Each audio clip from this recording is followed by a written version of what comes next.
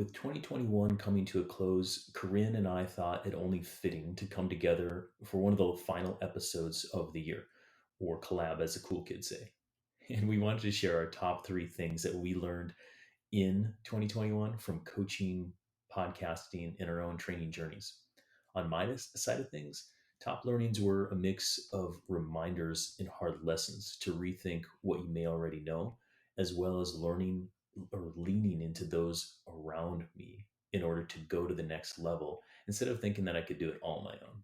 So, Corinne, high level for you, give us a sneak peek of what you were learning. Yeah, I think there's a lot of reflection in this year. And I think a lot of my learnings reflect back over almost a 2 year period.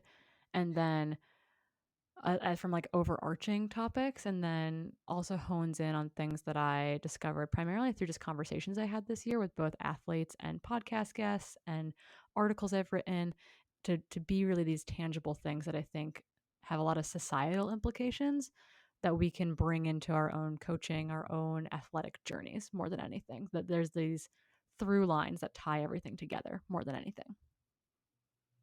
That's much more articulate than I think mine was, and I always appreciate getting Corinne on here because I think her brain and her reflection on coaching as well as the intellect really shines through. So, Corinne, it's a pleasure to get on here again on the mics um, with both of us here. And it does sound like we're just kind of like chock full of lessons from the both of us. So, what I'd like to do is break down our top three that we learned and then teach that to our listeners today and see if we can kind of showcase why they're so important and then see if we can make it applicable to our listeners as well. So, you ready to go? Yeah, I mean, how did you choose just three? Well, I had four because what I learned just before this was Corinne figured out Zencaster, the podcast operating platform that we use to do this, and she blew my mind on a few things. So that's my fourth. Okay, secret fourth. Okay, but you're gonna kick us off because I think that, well, for the listening audience, I cheated. I made Adam do all the homework, and then he sent me his homework, and then I said, "Ooh, I can build off these things." So we're gonna let Adam kick it off so that I can come in and hopefully build off of these lessons to make them hopefully broader and even more applicable, if possible. I think it's possible. And in cycling, we call that drafting, Corinne. So it's very advantageous. All right, so I'll get the party started here with mine. And the number one thing I think that was a reminder slash lesson was results and or success take longer than you want to admit. And I think it has like it branches out into many aspects for me. And the premise is lasting change takes longer than most of us want to admit, whether we're doing a training or learning a thing for the first time. And like I said, it can apply anywhere. It can apply to your career, your relationships, your own athletic pursuits. And for most of us working with athletes or training a long time to build a performance that we want as a goal. And that applicable piece, I think, is if a listener is listening now and they say, well, what do you really mean, Adam? It's what I want you to learn is take a longer term view of where your training is going, meaning look beyond the the big gravel grinder of 2021 and look to where you could take that even 3 4 years from now, doing multiple events or um, really challenging yourself in different ways. Because I think many people right now are looking at like a New Year's resolution type view. New year, new me. Everyone wants quick change, and that typically does not last. Okay, and to get good at something, it takes deliberate practice, and it takes a long time in doing that. And this is a nod to Anders Ericsson, who is a huge hero of mine, and his book um, called Peak is one of my favorites. And I think that it was a little bit blown out of proportion by Malcolm Gladwell with this whole 10,000 hour principle. And I've talked about this on podcasts, but to be clear, he didn't say that it's 10,000 hours of a thing and then you become an expert. Okay. What he said is it takes deliberate practice, and you can read what that means more, but it takes intention and review and a lot of things go into being a deliberate practice, and it takes a lot of hours. And it's varied for many people in different disciplines and all this kind of stuff. But the main effect is be deliberate with what you do and do it for a very long period of time, and then you will have success. To that point, with endurance training and endurance athletes, the way I look at it is there's really kind of two things that are happening over time: acute and chronic changes in an athlete. Chronic changes are more like the longer lasting and generally kind of like what you want the bedrock of your training to be. Think of aerobic base, building aerobic capacity or increased mitochondrial density, aerobic carrying capacity by increasing red blood cell count, and all these things. Acute changes are more short lived, and they're usually brought out by intensity or intensive training. And that's more of what I've talked about in previous episodes with building anaerobic capacity or anaerobic threshold training. And and really, those are the quick changes. When you do the bedrock, right? When you do the or the chronic development, right? You'll be able to then dial up the acute changes when you want them, or the performance aspect. And for me, as I was kind of like thinking about all this, the probably the number one episode that stood out to me with the podcast was with Dr. Steven Seiler, which is episode number 48.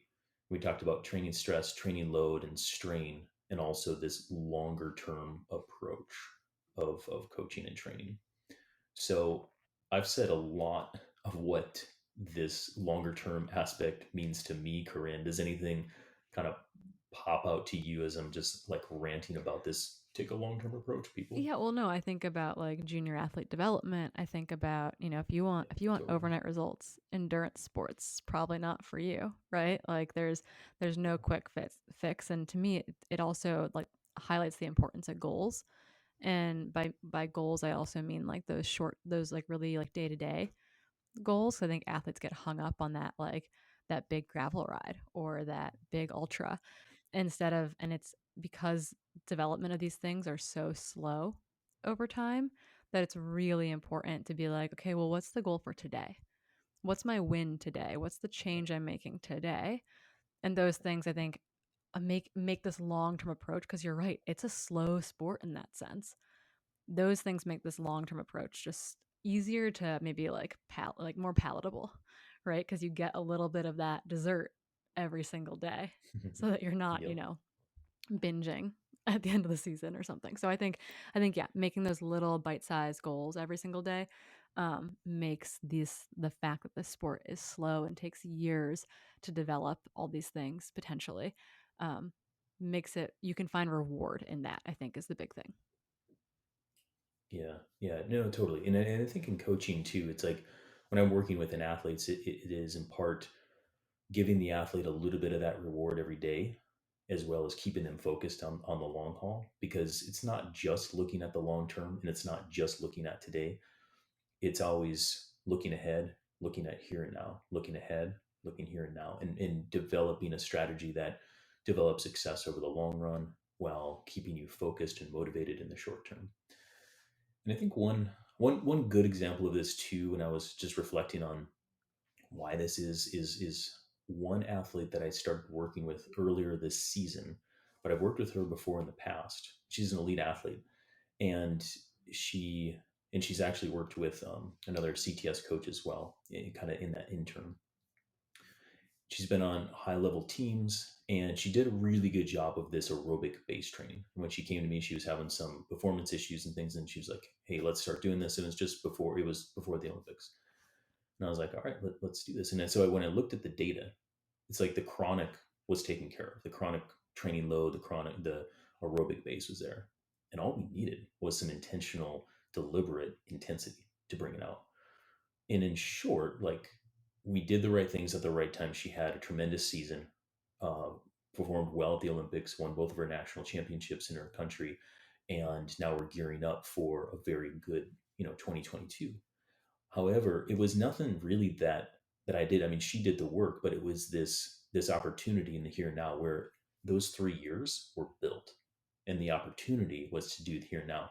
And that's where I think, say, many athletes or some coaches, if you don't bring that out right when they should, that you missed the opportunity, you missed the window. But it was also pretty easy on my end because it was like, well, it's already built. So here we go. I think that's really interesting because elite cyclists, right? You're working on that Olympic cycle. You've got a 4-year vision, Hmm. and I think that Yeah. that's something that elites and non-elites alike can take that into their approach and practice of sport, right? Like what's your 4-year Hmm. vision? Yeah, you've got a big 2022 goal, but how is 2022 setting you up for 2023?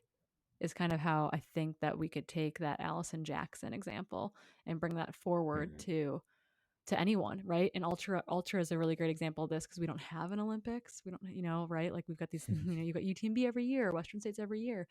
Um, Yet. but I think if you're looking at long term development, be it a 24-year-old or a 64-year-old, right? Like what are you doing this year that you're gonna reap those rewards next year or the year after? I think it's really easy to be like, oh, this coach helped me for 6 months and I did this thing, and it's like, well, you probably did years of work ahead of that as well. And I think it's really easy to forget that these really successful athletes have had not just 6 good months of training or 12 good months of training. They've had potentially years or decades of training under their belts to get to that one moment. Hmm. So I don't know if that's inspiring or the opposite, but I think that we could take that kind of Olympic 4-year or 5-year cycle model and apply that to your own way of visualizing success and training and building towards a big goal.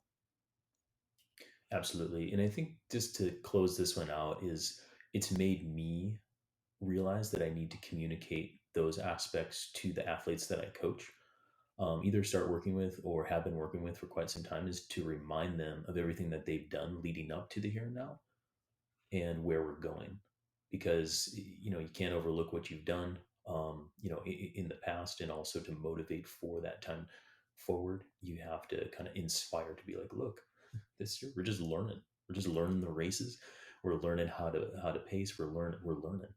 Meanwhile, we're building capacity, and it all builds on itself. So and I think it'll take some pressure off too for some younger athletes. So It's not about one training session or one long run or one long ride or one perfect workout. It's this accumulation, this summation of all the work that you've done, good and bad. And so I think it takes the pressure off of like one performance or one workout, even of being like, oh, this is going to tell me if I'm going to win Leadville or not. And it's like, no, no, no. This is, or that I'm going to break this, this time. It's like, no, no, no. Like all the work you've done builds on itself. It's not, you didn't have to nail that one workout. Yeah, I want to set you up for success, but step away from thinking that you have to, if you can't do X, Y, or Z on one day, that you can't take the summation of the work you've done and apply it forward. totally, totally. So that's my number one, and it was a big number one for me, Corinne. So thank you for kind of listening and building off there. I want to now hear your number one though. Yeah. So my number one kind of builds off this idea, and it's don't forget to do the little things. And what I mean by that is that during the initial year of the pandemic, our lives changed, right? Many of us stopped commuting. We got a lot of time back. If I look at the athletes that I coach, we got time back in their day, right? Because they weren't commuting an hour, 2 hours, 3 hours every single day. They weren't traveling, every week for work, getting on planes. We had more time. And instead of training more, instead of being like, oh, this is an opportunity to double our training volume, we did the little things. We slept more. We spent more time with our family. We refueled properly after a long effort or a hard workout because you weren't rushing to the next thing. We stretched, or some people stretched. I didn't stretch. I'm still bad at stretching. But you did the little things because you had time to do the little things, right? And it wasn't like, oh, this Hmm. 2 hour ride can now be a 3 hour ride. It was I got 8 hours of sleep instead of 6 hours of sleep. And those rewards made us better. It wasn't that we doubled down on training and made our training volume bigger or we did more intensity than we ever had before. We did our training better and we got better because we did the little things. And so we fast forwarded, right, from 2020 and that initial year of the pandemic to 2021. And we pretended that life was normal. And life got more normal, right? Some people started commuting again part time. or some Mhm. travel came back here and there. It's not fully back. And so, but in that, we also stopped doing some of those things. Maybe we sacrifice sleep to get that run in or that ride in before work, or we're not seeing our kids as much, or we're forgetting to pack that, that snack that you can have at your desk at 3 p.m. so that you can get on the trainer when you get home at the end of the day. We've stopped doing the little things because we've kind of slipped back into old habits. And what I've found in athletes is that, yes, like it's not completely back to normal. We're kind of in this in between phase, this limbo phase. That's just another opportunity for us to get creative with that time. I.e., I've got athletes, for example, who they're in the office 3 days a week, or they're work from home one week and they're in the office the next week. And so instead of throwing out everything we did in 2020 and going back to what we did in 2019 or 2018, we've kind of taken it as an opportunity to adapt, to say, okay, like we're going to try an unusual, block because you can't do intensity on these days anymore. So let's be creative. Let's figure out how to use this time, how to use what we've learned in 2020 of that taking the time and doing the little things while readjusting to maybe it's that commute back to work, maybe it's that those international flights that are coming back onto people's work schedules. So I think that that's been a big take home, is that we can't stop doing the little things that we gained during that year of the pandemic. Yeah, that's a really good lesson, and I remember talking a few different episodes about this concept, and I think it's really unique because, and I'll say this: some people were able to do the details a lot better because of their work from home situation, and the way the pandemic kind of like shaped up some of their habits, right? Some people didn't, right? So I'll acknowledge too that like some people's life changed not for the better in that realm, and that is a own subset of challenges to overcome, and and it's super hard as well, right? Yeah, But kids were for home from those, school. Like yeah, there was a lot of craziness that happened as well. And you're right. It's not fair to say that everyone's life got better during that time. There was a lot of we all struggled as right. well. For sure. So there's a lot of struggle, but there's also a lot of opportunity, and we'll talk about that adapt piece here in a minute because that's super important as well. But to your first example of the athlete that stopped commuting and maybe had more simplicity or more time, right? Um, they were able to do the recovery and the training better and all this kind of stuff. I'm guessing that they probably did increase or probably did not increase training hours. Yeah, for the most part across the board, instead of building training or using the extra 3 hours a day as an opportunity to train more Hmm. volume, instead it was an opportunity mostly to like stop shorting themselves on sleep more than anything, Yeah, right? And having that yeah, extra 30 yeah, minutes to make sure you had food instead of, if you forgot your protein shake for the day, you were kind of SOL. Those were yeah, kind of like the big, I think, the critical pieces. We didn't like make a dramatic jump in people's training volumes to meet that suddenly new time available to them. yeah. So one thing I've said, and it can be a criticism, and you can argue with me too, but I often tell people it's like, well, it's not the training getting in your way.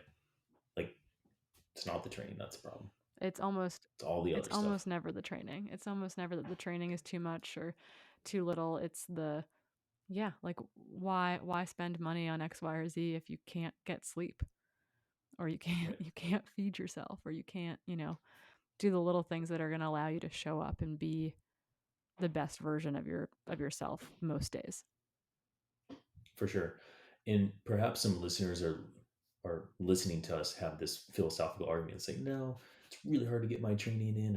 And my point is like, yeah, that's the other part. Though that's the other stuff, right? Because when you simplify your life, say you quit your job, you, I don't know, made the choice of not having kids, let's put it that way, not having a pet, not having a bunch of bills and all this kind of stuff to pay. And all you can do is run. You're living in a van, and all you do is run, sleep, recover. You can do a lot more training, and you're going to probably adapt and do the sport a lot better. However, most people make the choices to not do that because they have associated a value with other things in life. So therefore, you put these other things in your life: kids, job, dog, cat, whatever, family, and relationships, and all this kind of stuff, to increase the quality of life. And so, but then it's not to say that those things need to go away to be an awesome athlete.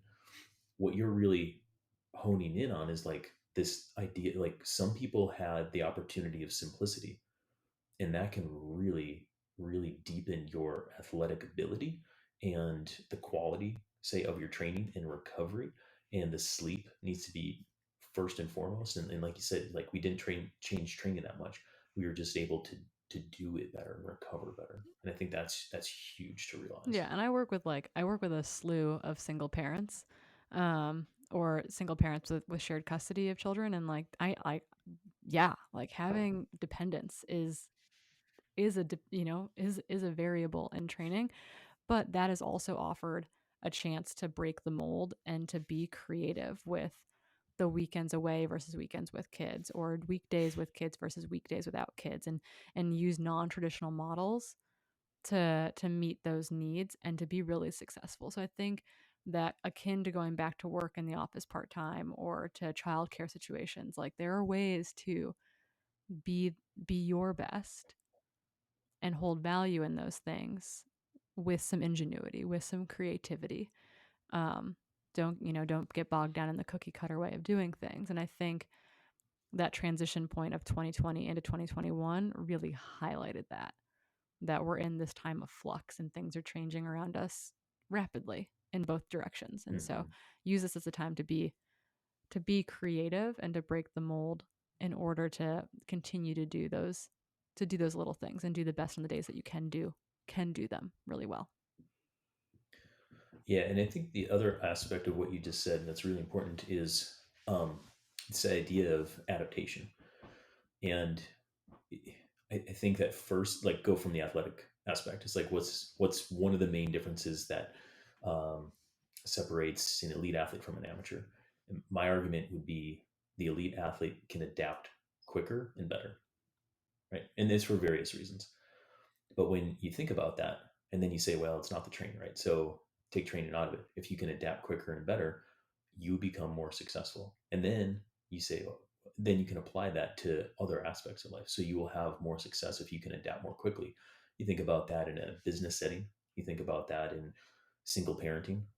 You think about that in ultra running or cycle, whatever.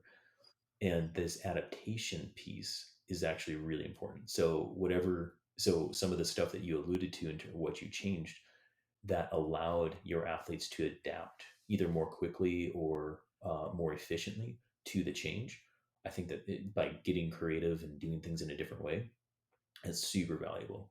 And that's where I think, the value of a coach, an unbiased, approach coming into someone's life to change a few things here and there in order to improve your life. Like that's what a coach is doing.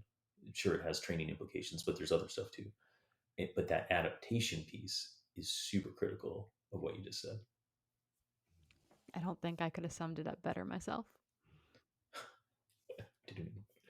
That was super fun though. I really that man. These lessons are valuable, Corinne. Yeah, These are great. we're gonna write a book. It's gonna be great. Stand by. There we We have enough things on our plate, right? go. This is true. This is true. Including number twos. So I'll go with my number two here. And I tried to get fancy with this title. I'll probably butcher it, but let's just You've do got it. this. My number two is learn better pedagogy to improve your own pedagogical methods. And what I'm really talking about here is learning how to teach something, kind of the art along with the science of teaching and teaching others. And one thing that I did this year that was really valuable was I took a skills teaching clinic with the Professional Mountain Bike Instructor Association, and CTS coach Josh Whitmore was the instructor for that. And he's one of the highest level certified mountain bike instructors in the United States, Canada, and several other countries. And he's actually, teaching um, instructors now. And so I took this course, and I to frame it up, I've been teaching skills on the mountain and road bike for over 15 years.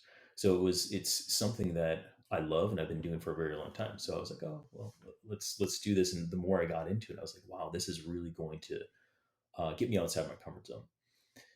And initially, I was like, man, I have to do these lesson plans, and then I have to like be in front of these people. And I'm like, oh, of course I do, because I have to like teach and get certified and hold myself to a higher level. But it was so rich, it was so valuable. And what I learned like through that teaching was th- finding a good method to identify, maybe like say you're already successful in a thing, find a good method to explore why you're successful so that you can then teach that success even more effectively. And what I found was I really needed to, again, like I said, get outside that comfort zone, do things in a different way, but it allowed me to then teach way more effectively with less words, with better drills, using, you know, better obstacles, say in trails, or thinking things in a different way. And it just really it elevated my skills teaching, but it also had this aspect of trickling over to how I shape up, uh, say, well, things like this podcast, shaping up outlines for curriculum that go into this podcast, to other elements that go into content creation for CTS, to how I even instruct my athletes when, or especially like a new athlete when I'm onboarding initially for that first 3 months, to just expedite that learning that much more. So it gave me a vehicle to really teach more effectively, and I thought that that was huge for me. Yeah, I'd say we oftentimes confuse being highly skilled with with an ability to share that skill with others. And I don't know if Hmm. any of you have a significant other who is super skilled at something. Try to teach you or not teach you how to do that. And Adam can kind of laugh at this because he knows my husband pretty well, and my husband was a very good mountain biker, and I was trying to do some mountain bike racing, and I'd be like, "How do I do this?" And he'd be like, "I don't know, you just ride it." Like that was his advice. "I don't know, Corinne, you just ride it." And I'd be like, Yeah. it's a drop, and then there's a switchback at the bottom of it, and I'm in a scorpion every single time I do this if you don't tell me how to do it." And that was outside of his like he very skilled, but couldn't figure out how to teach these skills. And actually, same sort of thing, worked with a group in Bellingham to like had to go through some teacher training essentially to teach to ride with young riders, and it made like his ability to teach skills now has gone way up because he's had to like put in the practice of teaching. Like I think teaching itself is a skill, and I think I learn Mhm. through teaching oftentimes, right? How many times have you had to teach a topic and been like going into the topic, you're like, I don't know if I understand this completely.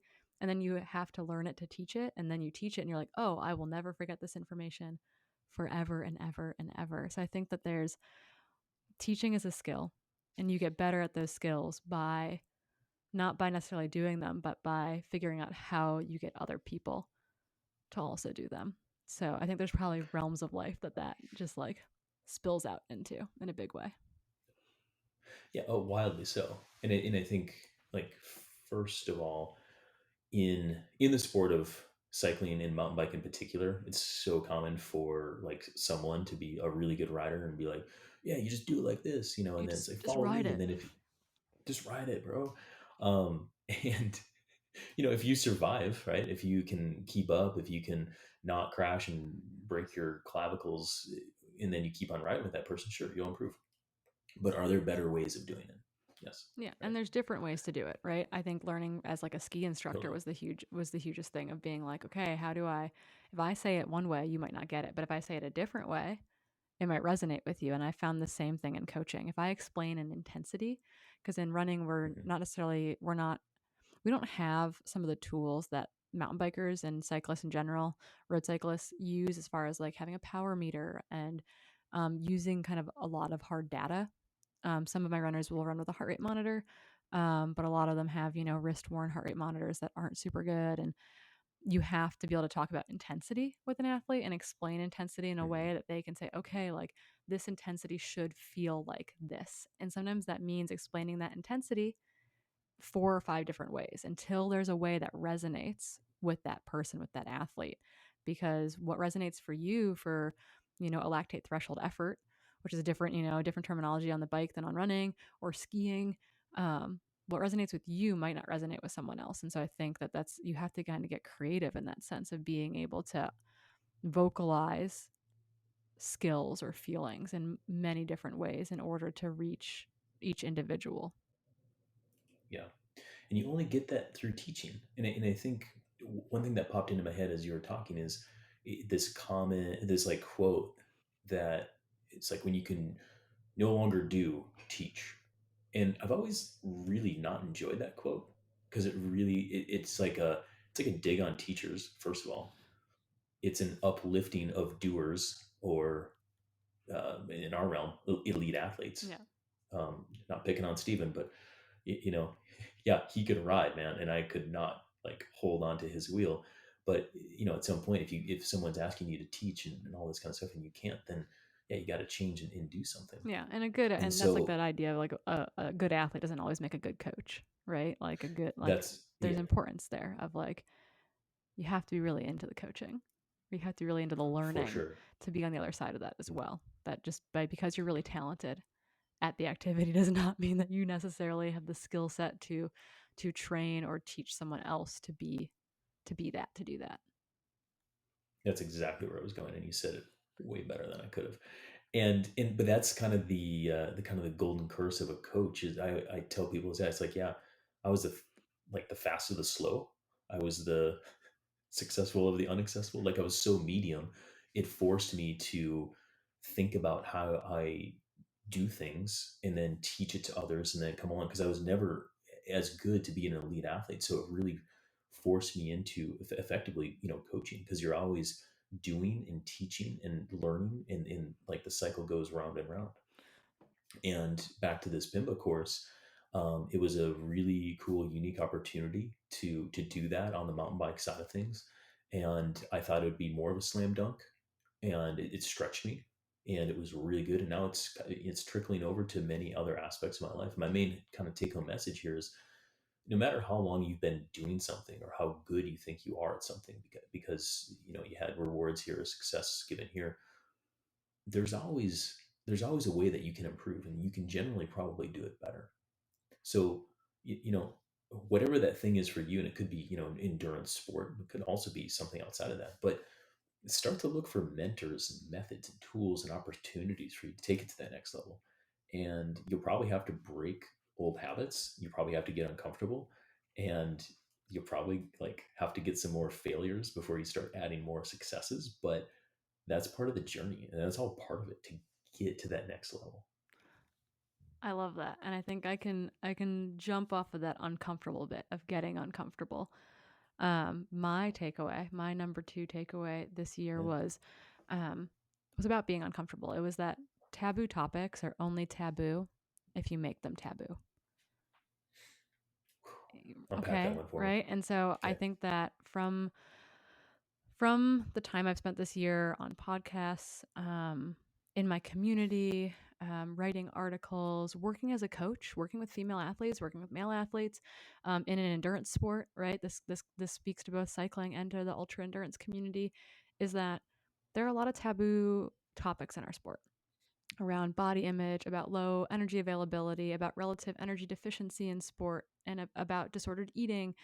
And society at large gives those taboo topics power over us. And it's not just a societal issue, right? I see it. There have been so many stories this year about, the U of Oregon story was heartbreaking of this U of Oregon coach who was only doing DEXA scans on his female athletes, by the way. They were not doing this to the male track athletes, they were just doing this to the female track athletes, making them have multiple DEXA scans a year to evaluate not their bone density, but their body composition. And then taking that number and putting it into a spreadsheet and then providing basically trying to make them lose weight by making them train more. And it's all counterintuitive. And I feel so bad for these athletes.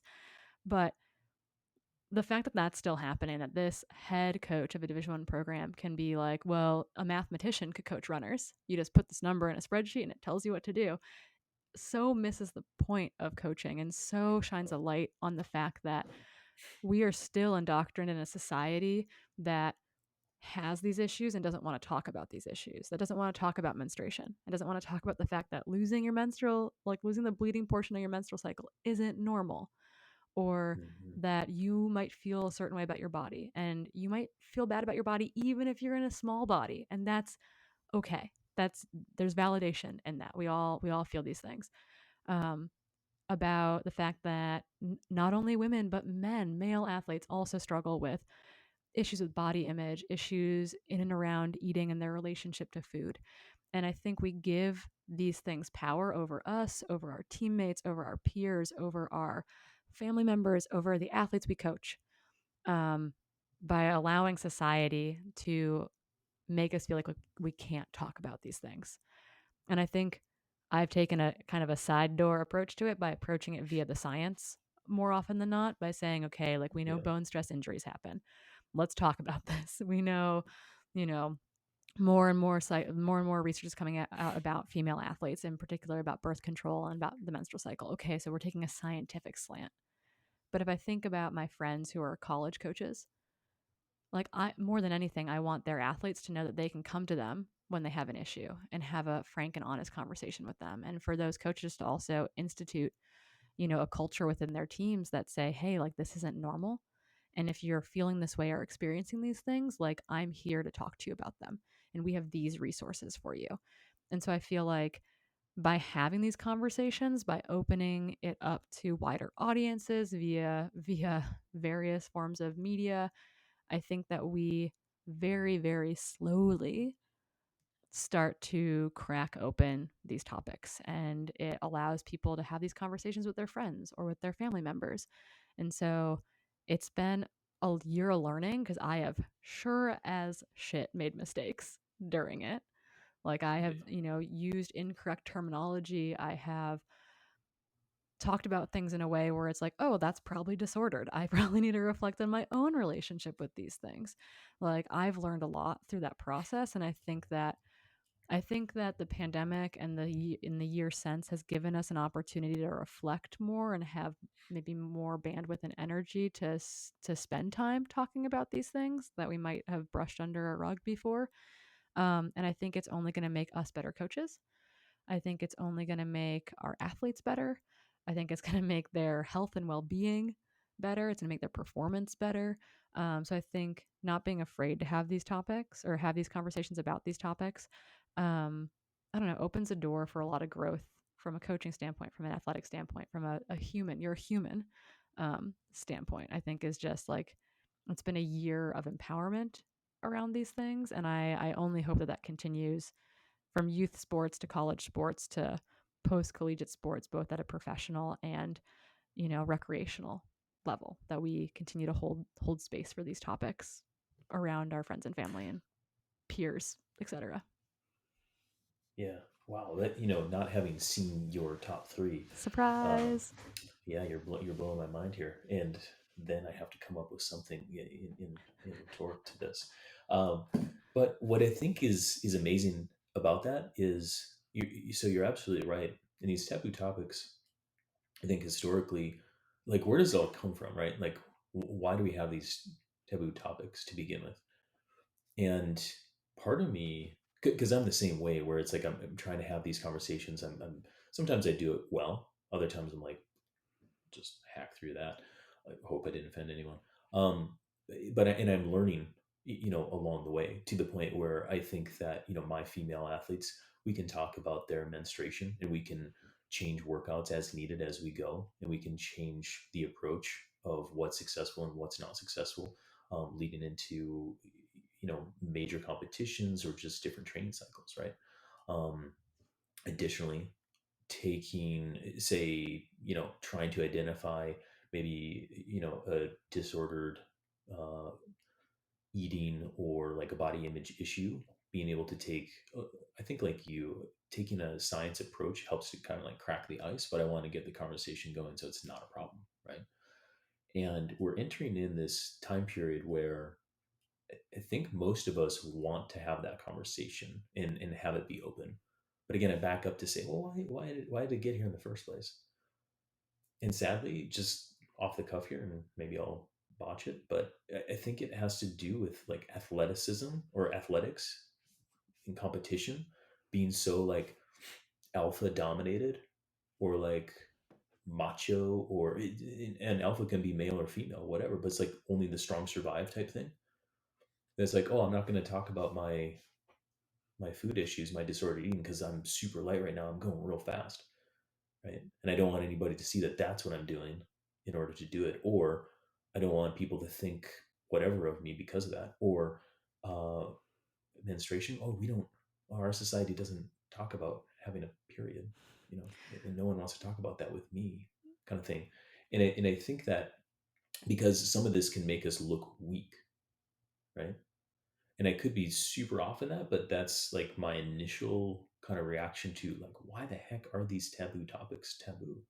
Because no one wants to see your weakness. Yeah, and you don't want Or to yeah, share your weakness, right? That was yeah, I had yeah, a yeah. conversation with an athlete recently, not an athlete of mine, just a kind of a friend in the community who he came on another podcast that I'm on, and we discussed this, right? We discussed like his personal history with disordered eating, and he talks about having teammates who all had the same issues and no one talked about it, or that if he talks to athletes now about his personal struggles, about what he's been through or what he's currently going through, they'll nod along and they're like, oh yeah, like I same here. And it's like, okay, then why haven't we had this conversation? And I think you're right. I think it's this idea of vulnerability, this idea of showing weakness, this idea of trying to present as perfect, right? Because that's what you're trying Hmm. to do. You're trying to you know climb up the stairs, the upper echelon of the top of the podium, and you're kind of willing to make those sacrifices for your mental health and for your own physical well-being.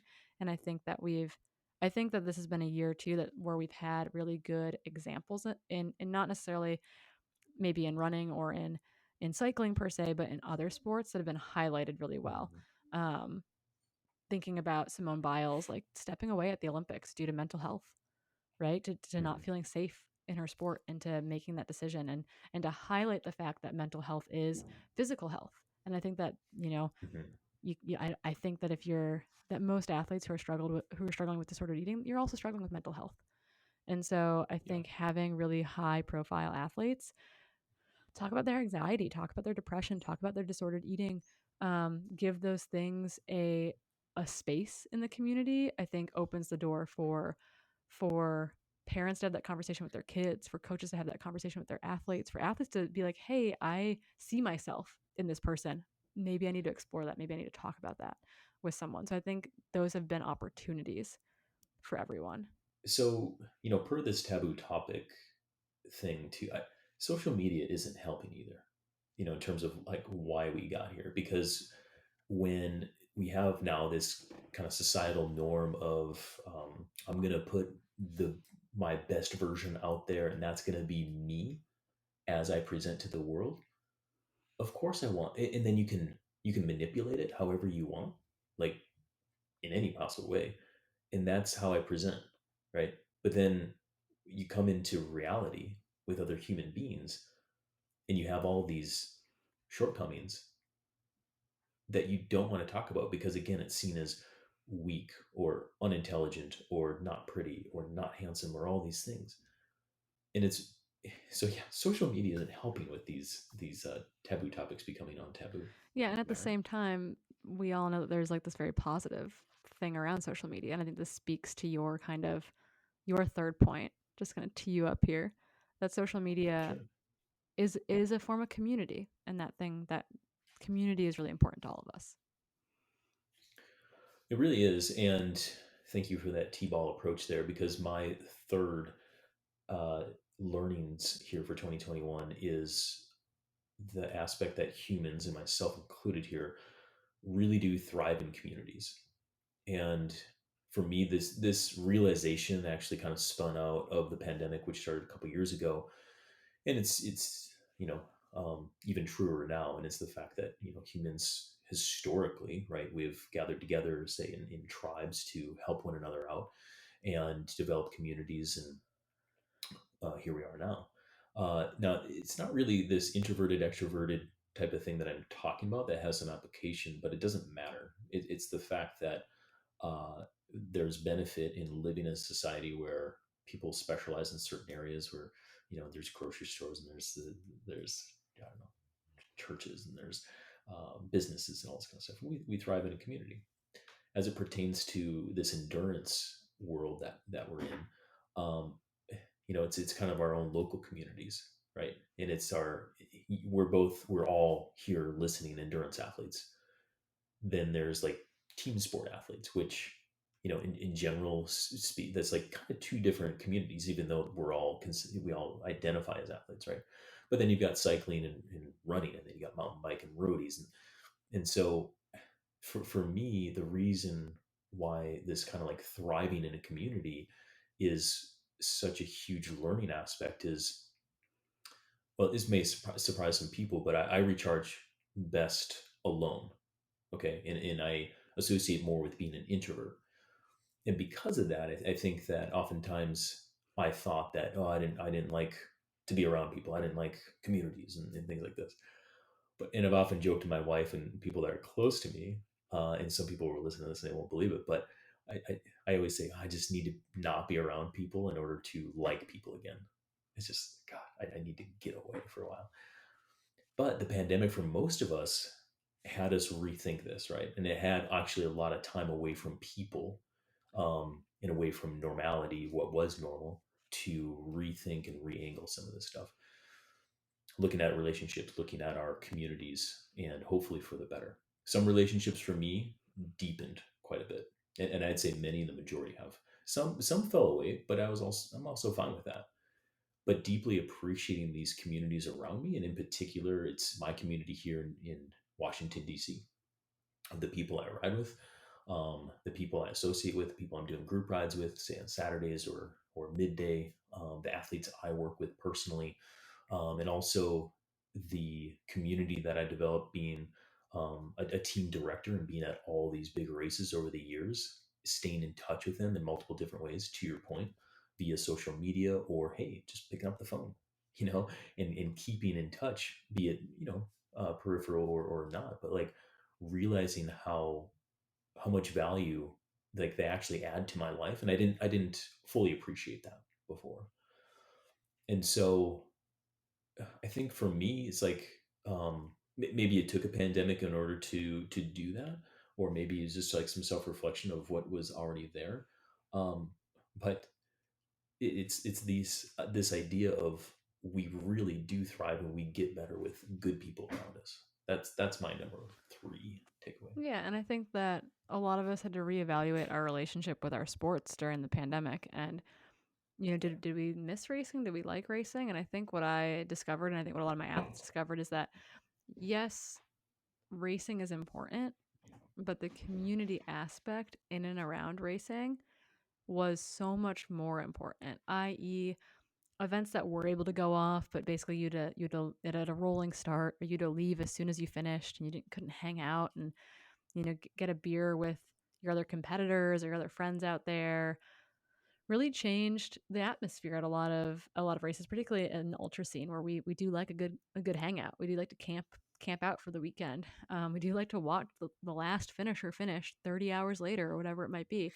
That racing didn't feel like our community initially, when we were kind of in this weird, that's why I think people didn't gravitate necessarily towards like virtual racing, for example, in the running and ultra space. They definitely happened. They definitely were there, but we didn't miss the racing. We missed the community. We missed the hanging out. We missed the all the fanfare that goes along with it, and getting to return to some really big races this year just to be a part of them. I was hurt, so I wasn't personally racing.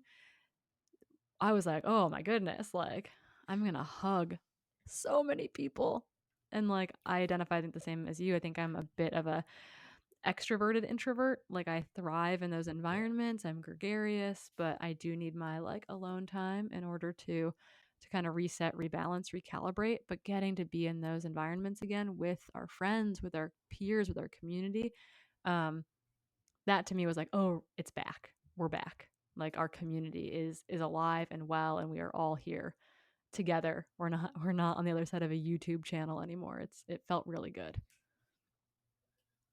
Yeah, yeah, having a good hangout. I like that.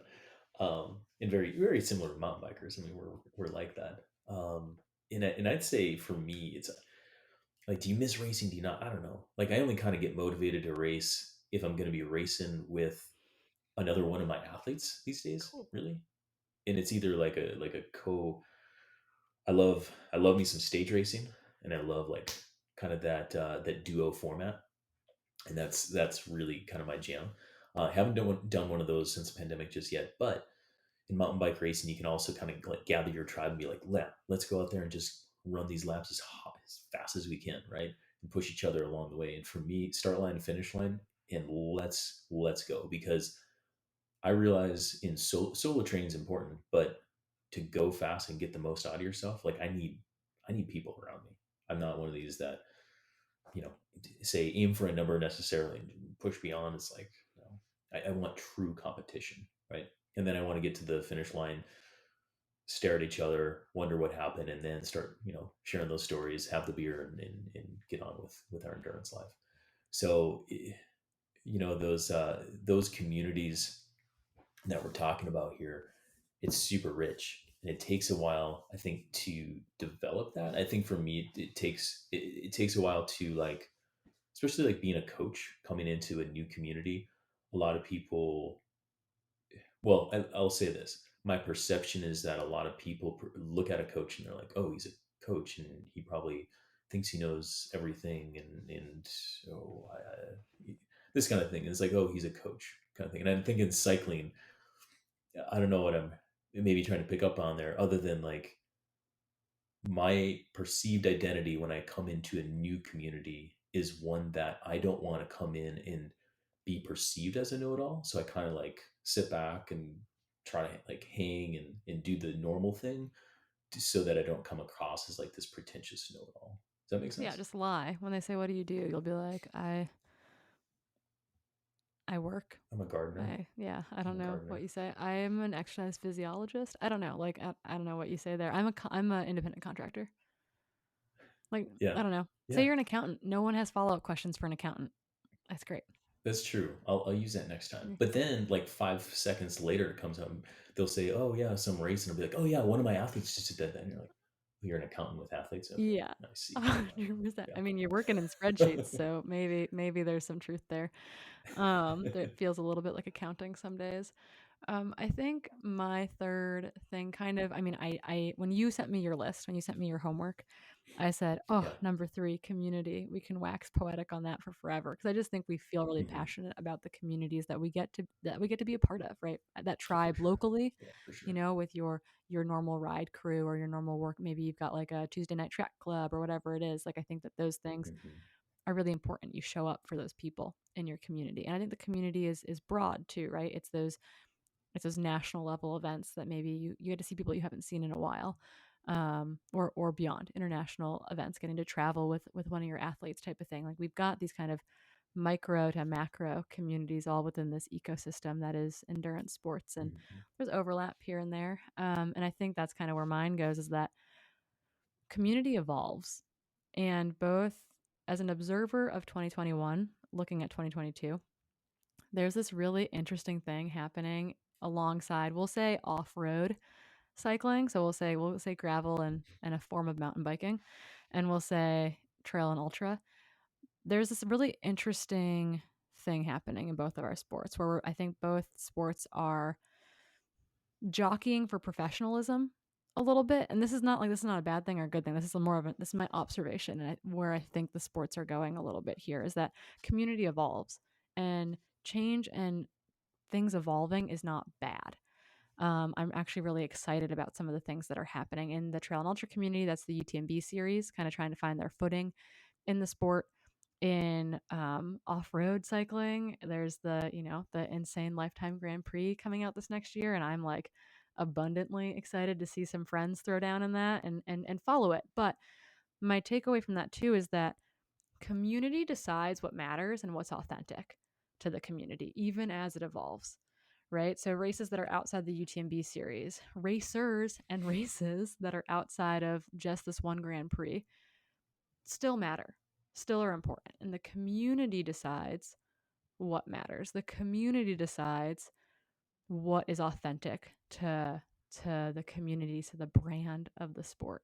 And so I think it's really easy. There's gonna be a lot of hype, There's going to be a lot of, evolving of professions, evolving of the sport, of series, of what your race calendar might look like, might be dictated in a certain way. But I think that even with all of that happening, even if they're good ideas or bad ideas, right? Because we're all just kind of trying to make it work. We're trying to bring new and exciting and Mhm. novel things into these sports as they grow, as we try to garner an audience to build the sport, to build the community. At the end of the day, the community decides what's important.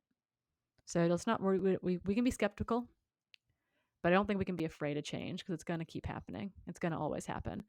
And so embracing some of these changes and then figuring out what to you feels authentic, what to you feels what you want to invest your emotional energy in as part of your community is going to set us up for so many more years to come. So I think that my third takeaway is that the communities that we love continue to evolve and change, and they're going to bring with them more people. They're going to bring with them excitement, potentially media, um, new events, new disciplines altogether potentially. But at the end of the day, the community, the heart of these communities, gets to kind of put their money where their mouth is, right? And or put their money where their hearts are, maybe, and invest in yourself, invest in the community, and then we'll see kind of where the growth equation goes from there. Yeah, yeah, that's a very positive and democratic view of it, Also because and nebulous, I like slightly it. nebulous as well. Yeah, slightly nebulous. And I do like that, and I think the off road endurance sports, let's just call it that, I think they are evolving like that, and I'm stoked about it, Yeah. because and that's where like the ethos of off road, I've always gravitated toward that a little bit more because it is more people based or people like driven. The people are driving what is held as high value, and I really like that. And it's kind of flows over into other aspects of life in terms of if we the people deem something worthy, okay, let's shape and you know uh, let it evolve into this direction, and then change it as we go.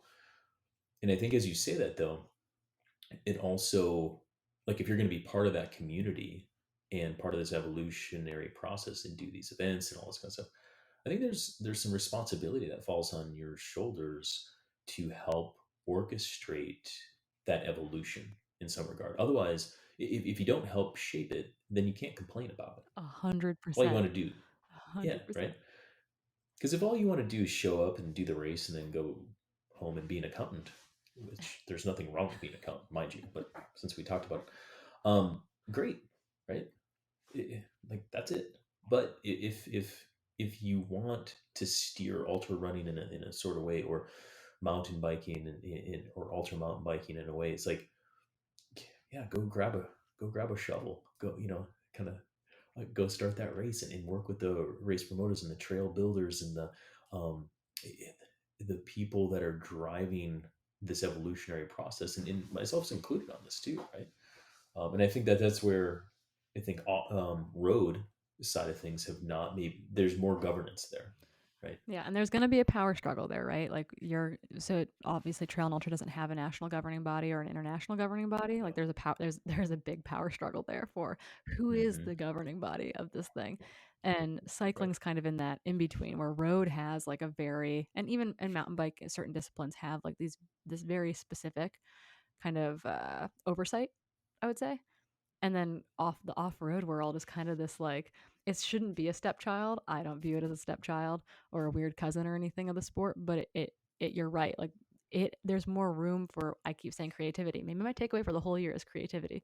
There's more room for creativity within the growth of that sport because it's not as strictly governed. But there's going to be a power struggle there, right? To try to Yeah. figure out who are the overlords of the sport.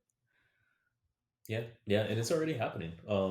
So we'll see with Gravel Worlds being a UCI event. I think that's um, definitely. I think that is happening for 2022. Yeah, I'm pretty sure. I would need to get fact checked on that Yeah, one, but I'm pretty I sure. think August. And then yeah, and then onward from there. So the power this would be an interesting one too. But like just the struggle between a UCI Gravel Worlds versus the way it's always been done, kind of this underground gravel world sort of that. I mean, that's a prime example of that power Yeah, struggle. it's like the OG, the single speed cyclocross world Yep, champs. It's definitely for sure, underground. But, hey, I'll see you in Durango in October. So, it's hundred I think percent. that part of the sport is really important. And I think ultra trail stuff embodies that as a whole. We are basically the whole stepchild, the whole weird cousin of the running scene. But I think that yeah, our communities are going to evolve. But like you said, like, yeah, grab a shovel, man, like get in line, grab a Yeah, shovel. I think that I was listening to someone talk about environmental action the other day, and they said, yeah, we are the outdoor state, right? Like all of us, runners, skiers, cyclists, hmm, everything in between. We are in a lot of ways our own state of people, and so our values, our thoughts and feelings can have major impacts beyond our sports. So grab a shovel, call your local representatives, your state representatives. But I think that it's like one of those things where it's like we do have a lot of you have power in this evolving and ever changing yeah, world, and so there's no there's no reason not to use it. I guess is how I put it. yeah. Wow, that's a really great way of putting it. Um, and to that end, I think in summary, this has been a it's been a big year for many people. I know, like reflecting back on it, when we kind of were thinking of what this episode would look like, just trying to pick three topics was challenging for me, and but it also helped me realize, wow, like I've also had a really good year in terms of like learning all of this, and but it wasn't like a normal year, right? 2021 probably wasn't the glorious like back to normal for many people out there. Was it for you? No, has life ever been normal? Probably not. No, well, we could have a No, whole but you're right. philosophical You're right. discussion of Like what normal is. my own personal life and watching it in my athletes, so many athletes are tired right now because we pretended that 2021 was normal and they've been burning it at like more than both ends. And so it's like, yeah, give yourself some grace. 2021 was not we've learned a lot and a lot of good has happened during this year, but it was by no means normal. And I think we've downplayed that in our Yeah, own lives, within our athletes' lives. And it's definitely like I know a lot of tired humans right now who are just emotionally like whew, they need an exhale. They need to like reset a little bit. So, no, not yeah. normal. That's my long answer. Okay, not normal. But if it was like, say, a normal or like a great new normal, cool, keep it going. Like that is what we want, right? But if you're like most of us, still trying to figure out, what is the new normal? We're trying to adapt to how this landscape works.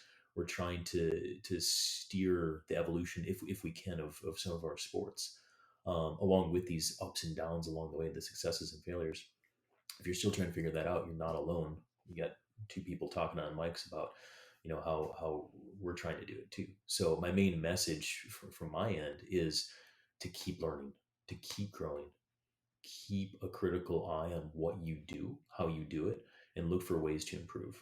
Because then I think you'll have success. I tell my athletes often that if you ain't learning, you're dying. And there's some comedy around that, but there's also a lot of truth.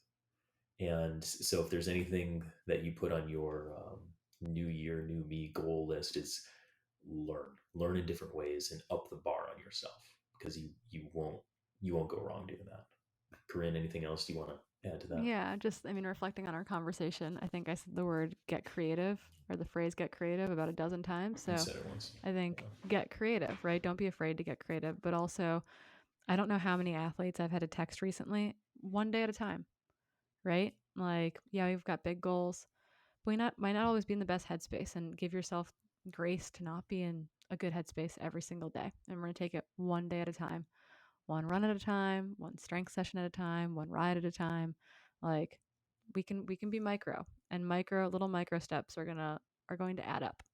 So I think that we need to give ourselves some grace as we head into 2022 so that we can be creative, so that we can adapt, and so that we can hopefully put our best foot forward when races pick up in just a couple months. Yeah. Yeah, exactly. Well, special thank you to all of our listeners as well, as we're kind of rounding off this year. It's been another successful year on the TrainRight podcast, and with Corinne being the new co-host, I couldn't be more ecstatic to have her not only as a CTS colleague, but a host here on the TrainRight podcast, and I'm looking forward to some of the shows that are upcoming. I'll just kind of leave it at that because Corinne and I are going to have some more collaborative episodes as well as blow your guys' minds in 2022. Let's put it that way. So thank you guys for listening. Thank you everybody for subscribing and being part of the TrainRight community. And Corinne, lastly, any big Christmas New Year plans going on for you, Stephen, and Petey? Oh, no, we're just going to go ski as much powder as we possibly can and hopefully ring in the new year in such fashion. Awesome. Well, everybody should take I don't know, take an example from the Corinne family over there and probably do that too. Need some Christmas cookies along the way. Yeah, So we'll see you all back in 2022. there you go. Well, thanks, Corinne, and thank you all.